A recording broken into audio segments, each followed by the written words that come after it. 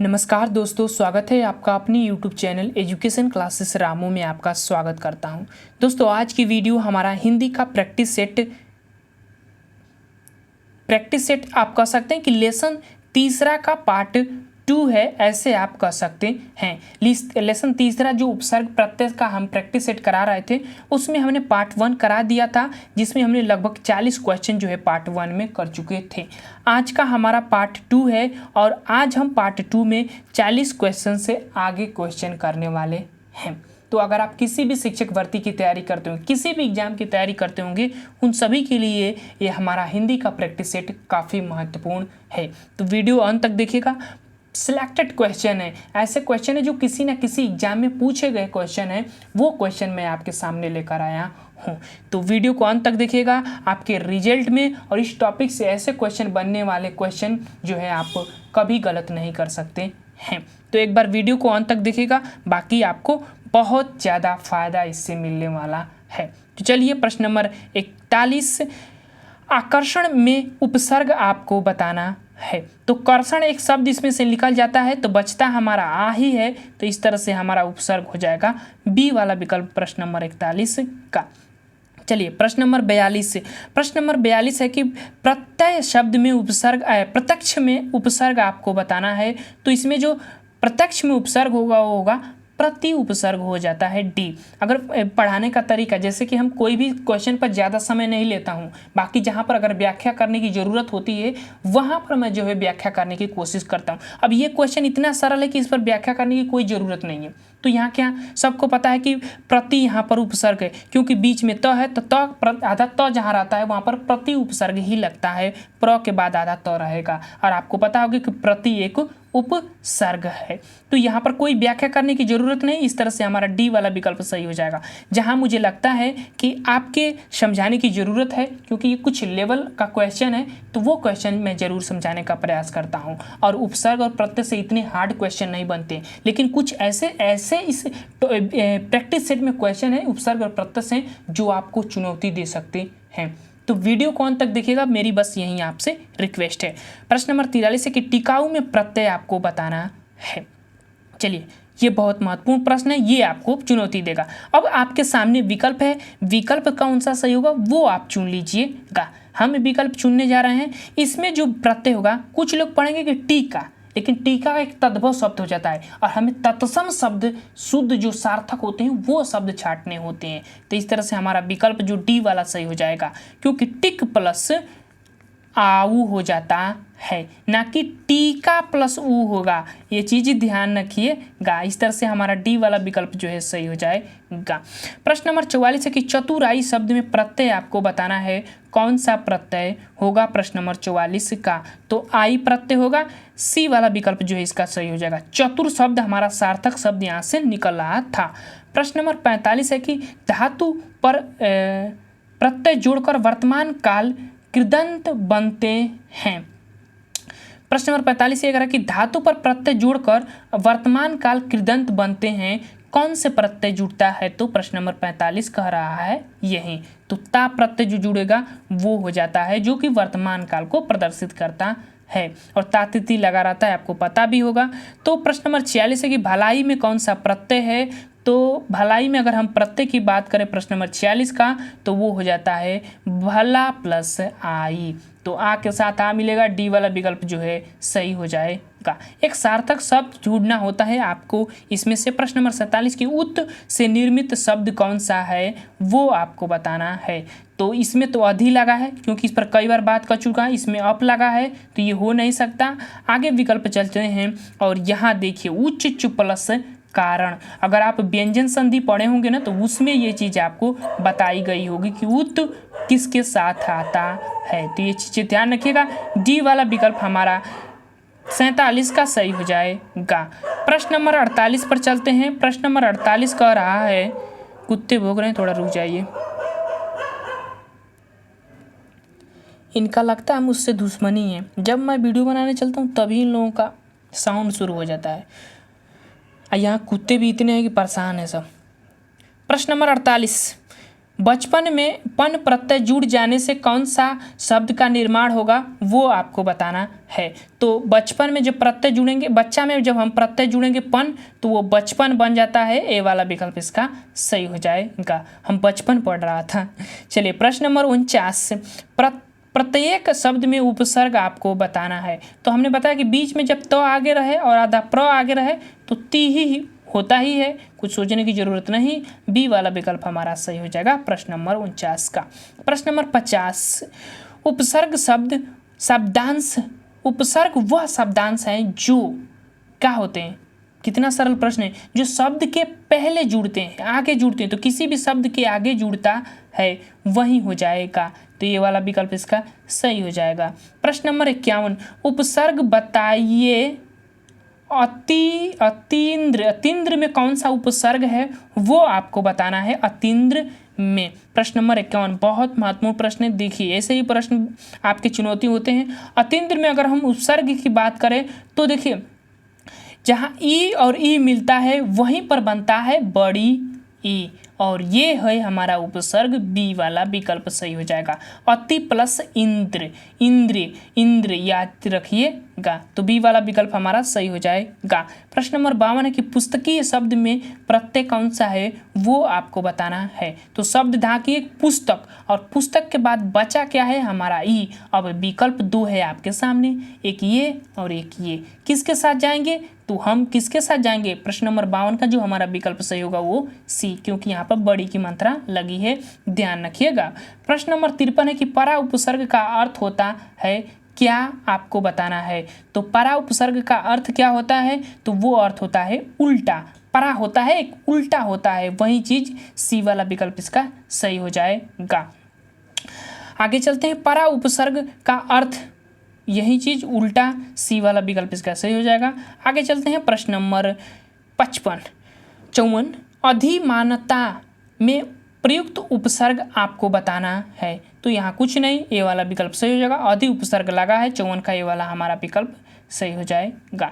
प्रश्न नंबर 55, संगोष्ठी शब्द में उपसर्ग आपको बताना है। संगोष्ठी, तो जिस पर बिंदिया लगा है उसका मतलब होता है आधा म, और हमारा विकल्प जो सही होगा बी वाला सही हो जाएगा। 55 का बी वाला विकल्प।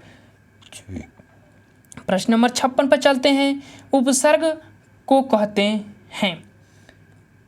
चलिए बहुत महत्वपूर्ण प्रश्न है, उपसर्ग को क्या कहते हैं, जो शब्द के कहाँ लगता है, शब्द के आगे लगता है ना, तो उसको आगे को क्या कहते हैं, शब्दांश नहीं कहेंगे, शब्दांश, शब्दांश, हाँ शब्दांश कहेंगे, वाक्यांश नहीं कहेंगे। हम वाक्यांश पर सस्पिशन थे, लेकिन डी वाला विकल्प हमारा सही हो जाएगा। शब्द के आगे शब्दांश अंश पहले ही होता है। आगे चलते हैं प्रश्न नंबर 57, और प्रश्न नंबर 57 कह रहा है कि संगम, संवाद, संतोष, संस्कार, संयुक्त आदि शब्द में उपसर्ग आपको बताना है। तो यहाँ पर तो एक ही उपसर्ग है सम, डी वाला विकल्प इसका सही हो जाएगा। यूपीएसआई में क्वेश्चन पूछा गया था।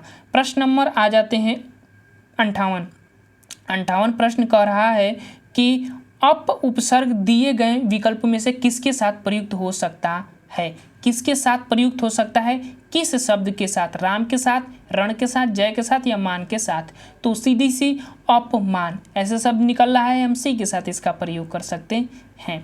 आगे चलते हैं प्रश्न नंबर 59, वैज्ञानिक शब्द में प्रयुक्त है प्रत्यय। प्रत्यय इसमें से कौन सा है, तो वैज्ञानिक शब्द में अगर हम प्रत्यय की बात करें तो वो हो जाएगा कौन सा, ए वाला विकल्प ना सही होगा, ए वाला ही सही होगा, क्योंकि छोटी की मात्रा है। तो 59 का हमारा जो विकल्प सही होगा वो हो जाएगा ए वाला विकल्प। आगे चलते हैं प्रश्न नंबर 60, भूलक्कड़, भूलक्कड़ में कौन सा प्रत्यय है वो आपको बताना है। तो अक्कड़ प्रत्यय होता है एक, डी वाला विकल्प सही हो जाएगा। और सीटेट में भी ये प्रश्न पूछ चुका है, क्योंकि हम जब 2019 के सीटेट का एग्जाम दिए थे तो उसमें ये पूछा गया था।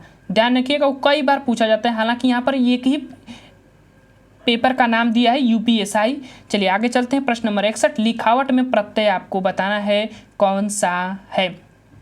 चलिए प्रश्न नंबर 51 का जो हमारा विकल्प सही होगा वो होगा आवट। आवट एक भाववाचक होता है शब्द, तो ध्यान रखिएगा जिसके अंत में आवट लग जाए वो भाववाचक, तो लिखावट भी एक भाववाचक के अंतर्गत आएगी।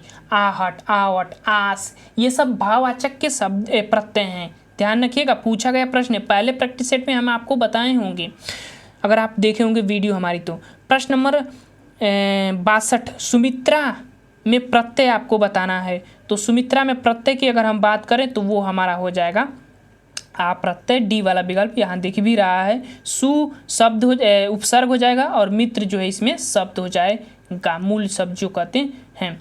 प्रश्न नंबर 63 पर चलते हैं और यह है कि निम्नलिखित पद में कौन सा पद वया प्रत्यय लगाने से बना है। वया प्रत्यय इसमें से कौन से में शब्द में लगा है वो आपको बताना है। प्रश्न नंबर 63 का विकल्प हमारा जो सही होगा कौन सा, रवैया। रवैया कौन सा शब्द है जी, बचैया। बचैया कौन सा शब्द है जी, ये कोई शब्द ही नहीं है। डटैया। डटैया कौन सा शब्द है, खवैया हो सकता है, ये वाला विकल्प हमारा सही हो जाएगा। शब्द भी आपको छाटना होता है, खाना प्लस वया तो खवैया, एक तरह का ये क्रिया हो जाती है, खाना खाना। आगे चलते हैं, प्रश्न नंबर 64, किस शब्द में उपसर्ग नहीं है वो आपको इसमें से बताना है। तो किस में उपसर्ग नहीं है वो आपको बताना है। प्रश्न नंबर 64 का विकल्प जो हमारा सही होगा वो होगा, क्योंकि ये भाव एक प्रकार का शब्द है तो ये उपसर्ग हो जाएगा, ये अप उपसर्ग है, परा उपसर्ग है, तो इस तरह से हमारा बी वाला विकल्प इसका सही हो जाएगा। बी वाला विकल्प, ओढ़ना में कोई उपसर्ग है ये नहीं है, ये चीज़ ध्यान रखिएगा।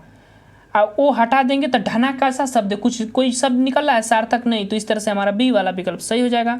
प्रश्न नंबर 65 है कि अधिकांश शब्द में प्रत्यय आपको बताना है।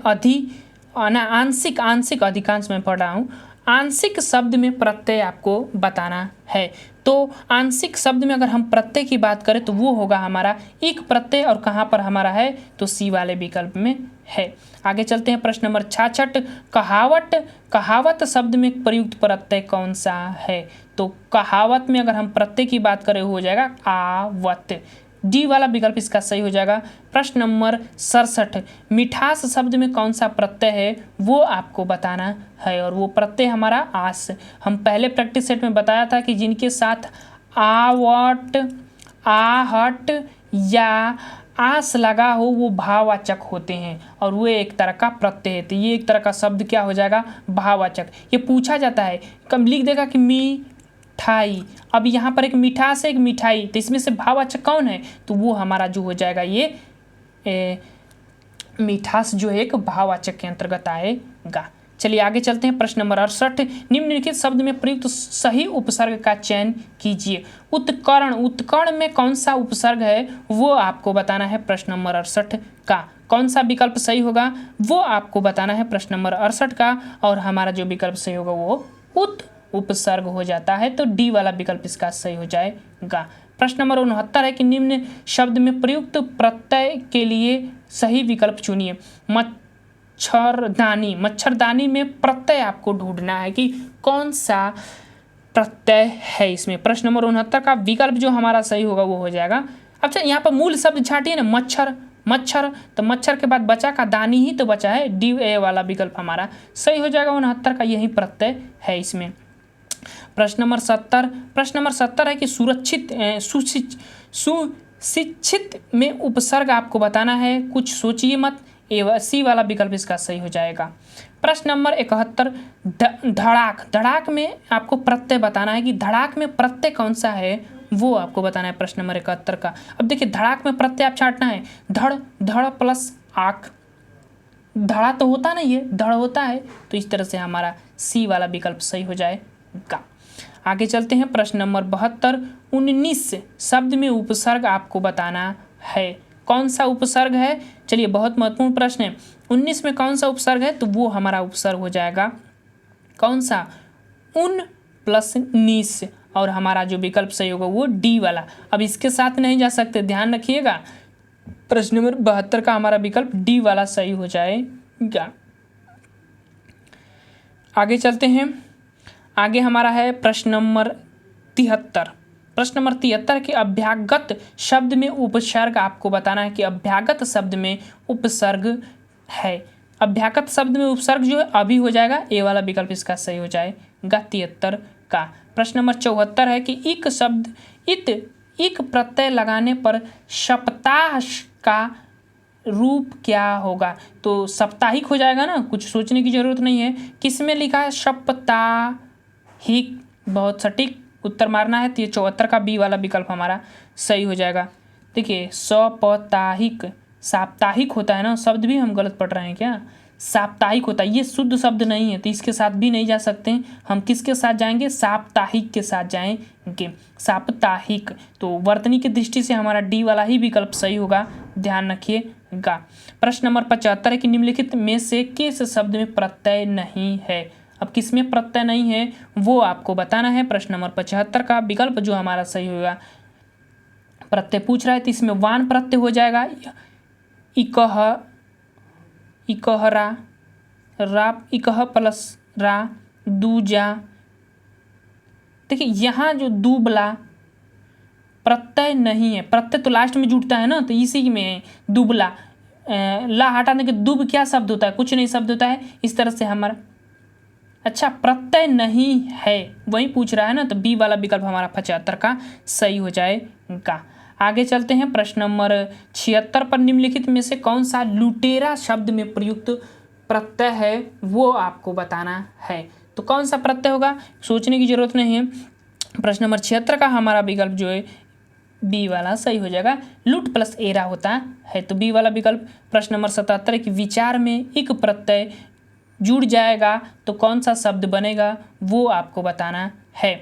तो कौन सा, बहुत महत्वपूर्ण शब्द है, विचार शब्द में एक प्रत्यय जुड़ेगा तो कौन सा शब्द बनेगा, ध्यान रखिएगा कौन सा, तो वो बनेगा हमारा विकल्प जो है वैचारिक शब्द बनता है, डी वाला विकल्प हमारा सही हो जाएगा। मैं इस पर थोड़ा सा समय रुका क्योंकि आप भी अपने हिसाब से ऑप्शन टिक कर लीजिएगा, उसीलिए मैं थोड़ा सा समय देता हूँ, मतलब 2 से 3 सेकंड का समय मैं रुक जाता हूँ ताकि आप भी अपने अकॉर्डिंग विकल्प को चुन सके। इतना तो समय आपके साथ आपको मिलने का हक होता है, तो इसीलिए मैं थोड़ा रुक भी जाता हूँ किसी किसी प्रश्न पर। जैसे कोई प्रश्न अगर रुझान वाले होते तो वहाँ पर थोड़ा सा रुकता हूँ ताकि आप भी अपना जो है, बाकी सरल प्रश्न तो सबको आते हैं। प्रश्न नंबर 78 है कि इनमें से कौन सा निसंकोच शब्द में प्रयुक्त संस्कृत उपसर्ग है। तो कौन सा उपसर्ग इसमें से लगा है वो आपको बताना है प्रश्न नंबर 78 का, और वो है, देखिए यहाँ पर आधा स है तो इसका मतलब जो होता है वो विसर्ग का रूप होता है, तो वो हमारा जो है सी वाला विकल्प सही हो जाएगा। 79 प्रश्न, परिभाषा शब्द में उपसर्ग तो परि हो जाएगा, बी वाला विकल्प इसका सही हो जाएगा। प्रश्न नंबर 80, बहाव में कौन सा प्रत्यय है वो आपको बताना है। प्रश्न नंबर 80 का विकल्प जो हमारा सही होगा वो हाव नहीं होगा, आवा नहीं होगा, आव हो जाएगा, डी वाला विकल्प इसका सही हो जाएगा। प्रश्न नंबर 81, बहिर्मुखी शब्द में कौन सा उपसर्ग है, बहिर्मुखी शब्द में कौन सा उपसर्ग है वो आपको बताना है। तो उपसर्ग पूछा है तो उपसर्ग पहले लगता है और बहिर जो हो जाएगा वो उपसर्ग होगा, लेकिन इसमें र भी होना चाहिए और वो आधा र के रूप में होगा। सी वाला विकल्प, ए वाला विकल्प हमारा सही हो जाएगा, ध्यान रखिएगा प्रश्न नंबर 81 का। तो ये थे उपसर्ग के सभी क्वेश्चन। आशा करता हूँ उपसर्ग के आप दोनों वीडियो देख लिए होंगे, बहुत महत्वपूर्ण प्रश्न मैंने आपको करा दिया है। अब आगे जो भी टॉपिक मिलेगा उसके टॉपिक के साथ आएंगे नए अंदाज में और नए क्वेश्चन के इम्पोर्टेंट साथ। तो चलिए आज के लिए बस इतना ही। Thank you for watching this video.